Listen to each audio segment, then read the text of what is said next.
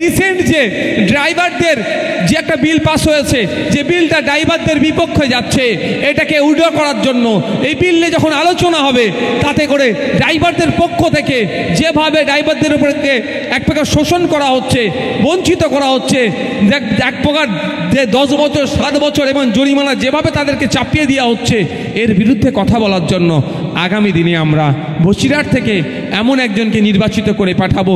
সে সেখানে টিকটকের জন্য যাবে না, যাবে কিসের জন্য? নাগরিক অধিকারকে সুনিশ্চিত করার জন্য, নাগরিক অধিকারকে প্রতিষ্ঠিত করার জন্য। বসিরহাট লোকসভা এলাকার মানুষের চাওয়া পাওয়া অভাব অভিযোগ কি আছে, কোথায় ব্রিজ নির্মাণ করতে হবে, কোথায় কেন্দ্রীয় বিদ্যালয় করতে হবে, কোথায় কৃষকদের জন্য কি করতে হবে, কোথায় মৎস্যজীবীদের জন্য কি করতে হবে, বসিরহাটের মায়েদেরকে আর্থিকভাবে স্বাবলম্বী হওয়ার জন্য কি প্রকল্প আনতে হবে। এক কথাই বসিরহাটের মানুষের কিভাবে ডেভেলপ হবে, সাথে সাথে রাজ্য সহ দেশবাসীর জন্য যে সমস্ত বিলগুলো আসবে, যদি দেশবাসীর বিপক্ষে যায় তার বিরোধিতা করবে, এবং যে বিলগুলো আনলে, যে আইন আনলে দেশবাসীর উপকৃত হবে সেই বিষয়ে সেখানে সাজেস্ট করবে। এই ধরনের মানুষকে আমরা নির্বাচিত করে 2024-এ পার্লামেন্টে পাঠাবো। রাজি আছেন তো নাকি ভাই? মায়েরা রাজি আছেন তো নাকি? এই লোককে নির্বাচিত করে পাঠাতে হবে, নাহলে কে ফর্সা, কে কালো, কে নায়িকা, কে ভিলেন, ও দেখার আমাদের আর সময় নাই। আপনার হয়ে কে কথা বলবে? আপনার বসিরহাটবাসীর হয়ে কে কথা বলবে? জনগণের হয়ে কে কথা বলবে? আপনি একজন শ্রমিক, আপনার হয়ে কে কথা বলবে? আপনি একজন সরকারি কর্মচারী, আপনি ডিএ পাচ্ছেন কি পাচ্ছেন না, তার হয়ে কে কথা বলবে? এক কথাই জনগণের হয়ে যে কথা বলবে, জনগণ তাকেই ভোট দেবে। আপনারা নিশ্চয়ই বুঝতে পেরেছেন। একটাকে পাঠিয়েছেন সংযুক্ত মোর্চার পক্ষ থেকে তথা আইএসএফের পক্ষ থেকে বিধানসভার মধ্যে। কার হয়ে কথা বলছি? জনগণের হয়ে কথা বলছি। যদি আমরা একাধিক পাঠাতে পারি একাধিক জায়গাতে, তারাও গিয়ে জনগণের হয়েই কথা বলবে। নিজের ব্যক্তিগত স্বার্থ চরিতার্থের জন্য রাজনীতির ময়দানে আমরা আসিনি, বা আমরা যাদেরকে জনপ্রতিনিধি নির্বাচিত ক্যান্ডিডেট করব আশা করছি তারাও ওই সমস্ত চিন্তা ভাবনা নিয়ে আসবে না।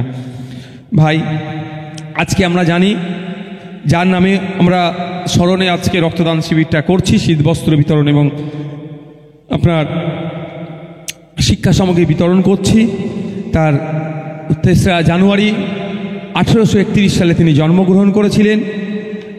10ই মার্চ 1897 সালে তিনি মৃত্যুবরণ করেন।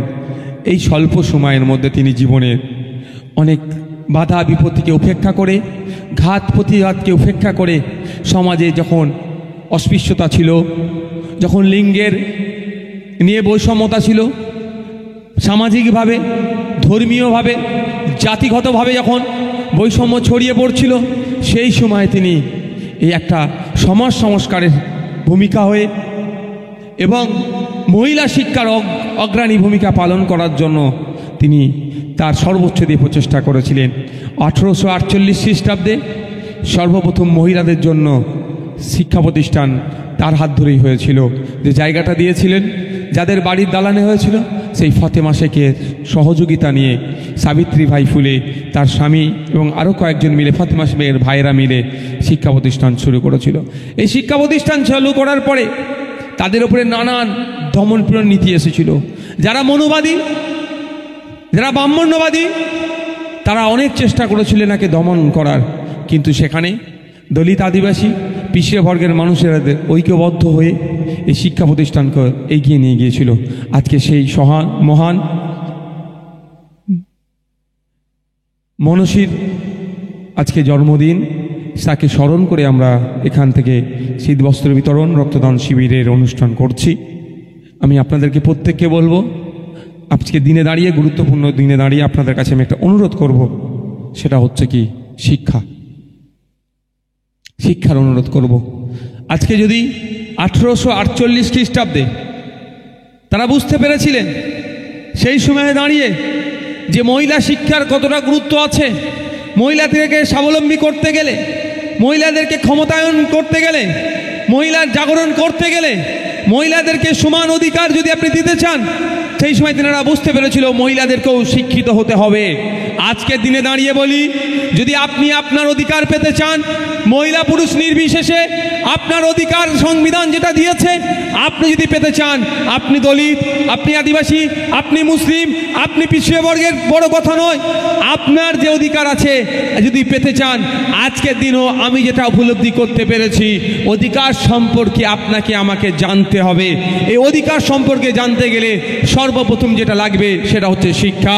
তাই আজকে এই মহান দিনে দাঁড়িয়ে, এই স্মরণীয় দিনে দাঁড়িয়ে আমি প্রত্যেক মা বোন থেকে শুরু করে যারা গার্জিয়ানরা এসেছেন প্রত্যেকের কাছে অনুরোধ করব, আমাদের ভবিষ্যৎ তো তলানিতে চলে গিয়েছে, আমাদের কাছ থেকে তো শিক্ষা ব্যবস্থা কেড়ে নিয়েছে, ফলে আমরা এখন সেই ডিগ্রিধারী আর শিক্ষিত হতে পারিনি।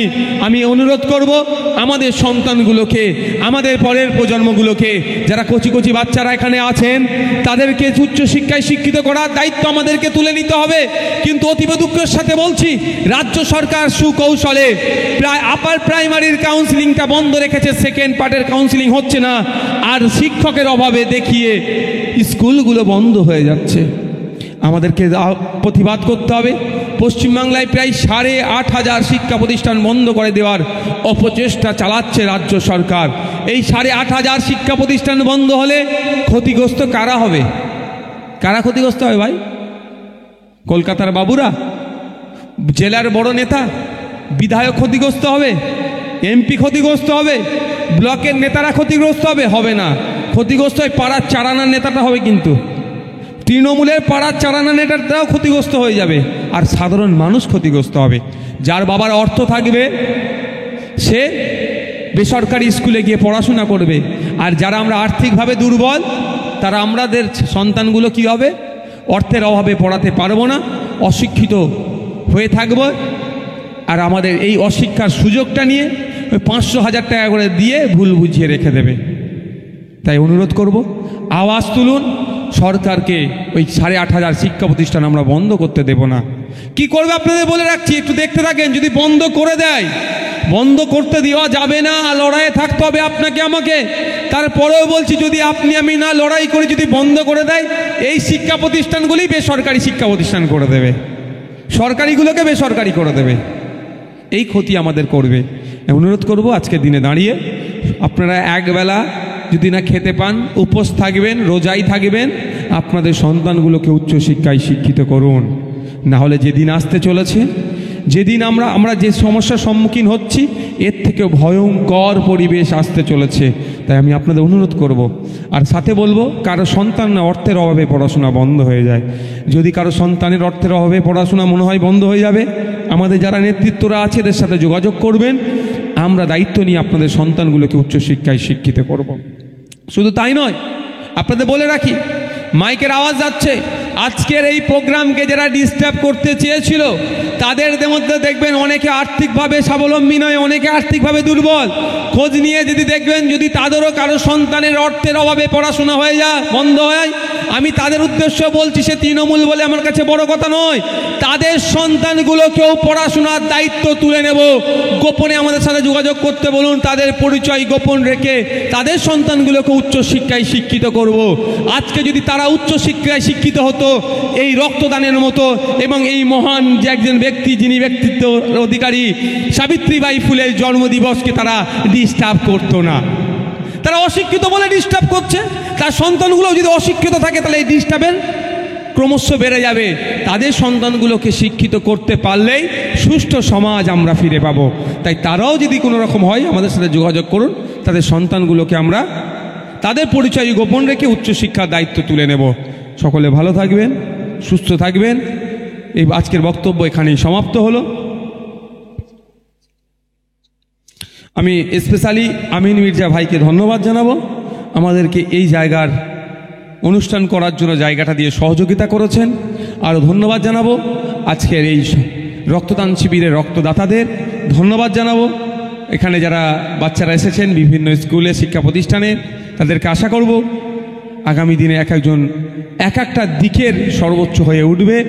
মা বোন যারা এসেছেন, বাপ ভাই যারা দর্শকের আসনে বসে আছেন, প্রত্যেককে ধন্যবাদ জানাবো। ধন্যবাদ জানাই আমাদের রাজ্য কমিটি থেকে শুরু করে জেলা কমিটি, যে সমস্ত ব্লক অঞ্চল কমিটির নেতৃত্বরা এখানে উপস্থিত হয়েছেন। আরও ধন্যবাদ জানাবো যারা এখানে মিডিয়ার বন্ধুরা এসেছেন, এবং সর্বোপরি প্রশাসন বন্ধুদেরকেও বলবো যে নিরপেক্ষতা বজায় রেখে কাজ করুন। নিরপেক্ষতা বজায় রেখে কাজ করতে গিয়ে যদি কোনো ডিস্টার্ব হয় আমাদেরকে জানান, আমরা বাংলার জনগণকে নিয়ে আপনাদের পাশে থাকব। আপনাদের কাজ, আপনাদেরকে মাইনে দেওয়া হচ্ছে জনগণের ট্যাক্সের টাকা থেকে, যাতে আপনারা নিরপেক্ষতা বজায় রেখে কাজ করার জন্যই, law and order situation create না হয় সেটা দেখার জন্য আমি ধন্যবাদ জানাই প্রশাসন বন্ধুদেরকে। আজকের এই প্রোগ্রাম সুষ্ঠুভাবে সম্পন্ন হতে চলেছে তাদের ওই একান্ত প্রচেষ্টার জন্য। সর্বোপরি যারা অর্গানাইজিং কমিটি আছে তাদেরকে ধন্যবাদ জানিয়ে আজকের এই বক্তব্য এখানে সমাপ্ত করলাম। আমরা প্রতীকী ব্ল্যাঙ্কেট আমাদের রাজ্য কমিটির নেতৃত্বরা আছেন, জেলা কমিটির নেতৃত্বরা আছেন, বিশ্ববিদ্যালয় কুতুব ভাই, এখানকার যারা লোকাল নেতৃত্বরা আছে আর মুসা, এদের হাতে তুলে দাও। বরণ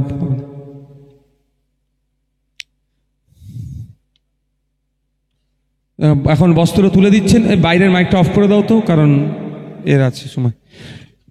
একটাই থাকে প্রতীকী বস্ত্র এখানে যারা নেতৃত্বরা আছেন, আমরা প্রতীকী বস্ত্র আমাদের নেতৃত্বদের হাতে তুলে দিচ্ছি। আমাদের নেতৃত্বরা নিয়ে নাও, এদিকে সরে আসো। যারা সামনে আসো না, সামনে আসো। যারা নেতৃত্বরা আছেন ধরে নিন, তুলে দিচ্ছে। এরা যে বস্ত্রগুলো দেবে সেখানে কোনো ক্যামেরা হবে না, ক্যামেরা ছাড়া বস্ত্র আমরা দেব। শুধু প্রতীকী হিসাবে আমরা আমাদের তুলে দিচ্ছি।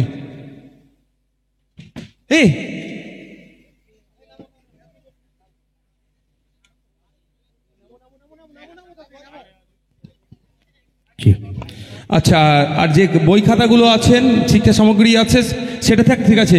প্রোগ্রামের শেষে যে বাচ্চাদেরকে দেওয়ার কথা আছে, এখানে কুতুব ভাই বিশ্ববিদ্যালয় নেতৃত্বে এটাকে পৌঁছে দেবেন। আচ্ছা, মিডিয়ার বন্ধুদের কারো কোশ্চেন থাকলে ওখান থেকে করুন, আমি করে দিচ্ছি, উত্তর দিয়ে দিচ্ছি এখান থেকে।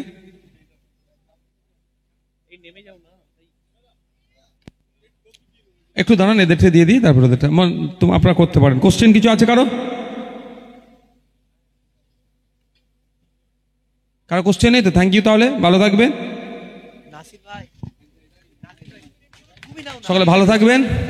আর যাদের এখনো রক্ত দেওয়া হয়, ফিরে আসছি আমাদের এতে। তবে একটা উদাহরণ দিলে আপনারা বুঝতে পারবেন তৃণমূল কংগ্রেসের আসল দাঁত কোনটা। হাতির একটা দাঁত খাওয়ার জন্য থাকে, একটা আমরা দেখতে পাই। আপনারা সবাই না জানেন বা শুনেছেন, আমি আবার রিমাইন্ডার দিচ্ছি আপনাদেরকে। বিধানসভার মধ্যে এক বিধায়ক একটা প্রশ্ন করেছিলেন। আপনার বিধানসভার মধ্যে ডেবরার বিধায়ক সম্মানীয় হুমায়ুন কবির মহাশয় রাজ্যের মন্ত্রীর কাছে এক প্রশ্ন করেছিলেন যে মুসলিম মহিলাদের আর্থিকভাবে তারা দুর্বল, মুসলিম মা বোনেদের জন্য তিনি বলেছিলেন যে লক্ষ্মীর ভাণ্ডার দেওয়া হয়, সেটা 500 টাকার পরিবর্তে 1000 টাকা করা হোক, এই দাবিটুকু করেছিলেন। তারপরেই দেখলাম তৃণমূল কংগ্রেসের পক্ষ থেকে একাধিক আঘাত আসতে শুরু করলো, ভাষাগত আঘাত। এমন বললেন হুমায়ুন কবির মহাশয়ের বিরুদ্ধে, তিনিও তৃণমূলের বিধায়ক, আর তৃণমূলের এক নেতা বললেন যদি এখানে না পোষায় তাহলে আপনি দল চেঞ্জ করতে পারেন বা তৃণমূল থেকে বেরিয়ে যেতে পারেন। তারপরে কি দেখলাম, হঠাৎ করে ওই তৃণমূলের বিধায়কের নামে একটা এফআইআর হয়ে গেল। তার কয়েকদিন পরে দেখলাম বিধায়কের যে ন্যূনতম সিকিউরিটি থাকে, নিরাপত্তা বলয়ের মধ্যে যে থাকা দরকার, সেই সিকিউরিটিগুলোকেও রাজ্য সরকার তুলে নিলেন। তাহলে মায়েরা বলুন, যে মমতা ব্যানার্জি বা বাপেরা বলুন, এই সংখ্যালঘু করে যে মায়া কান্না কাঁদে, দিন রাত সংখ্যালঘুদের কথা ভাবেন, সেই সংখ্যালঘু পরিবারের মেয়েদের কথা বলেছিল যে 500 টাকার পরিবর্তে 1000 টাকা করা যায় না, এটা কি অপরাধ? এতটুকু কথা বলার জন্য তৃণমূলের বিধায়ককেও যদি তৃণমূল এই ধরনের এই কথা কাজ করে, তাহলে তৃণমূলের আসল যে ভেতরকারের লুকানো যে রূপটা আমাদেরকে বুঝে নিতে হবে। 2004-5 সালের কথা বলছি, যে ডেপুটি স্পিকারকে পার্লামেন্টে কাগজ ছুঁড়ে মেরেছিল সিএ এর জন্য কে? এই মমতা ব্যানার্জি। সুতরাং ইনি আবার নাকি বলছেন আপনাদেরকে সিএ এর হাত থেকে বাঁচাবে। যিনি সাপ হয়ে কামড়াচ্ছেন উনি ওজা হয়ে ঝাড়ার চেষ্টা করছেন।